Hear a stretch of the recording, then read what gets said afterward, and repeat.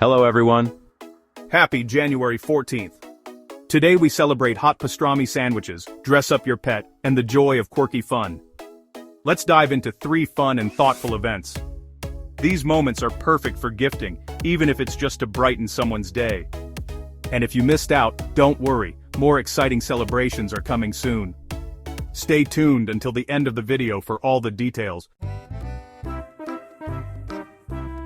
It's National Hot Pastrami Sandwich Day. A savory deli favorite. A great gift could be a sandwich press, a gourmet pastrami pack, or a recipe card set.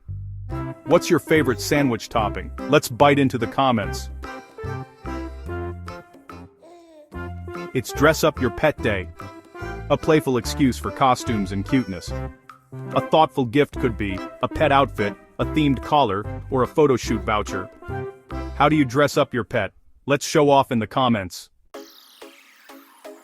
Before our last event, enjoying these celebrations. Don't forget to like this video, subscribe to the channel, and hit that notification bell so you never miss more amazing content. And hey, share this video with friends, they'll thank you later. It's International Kite Day.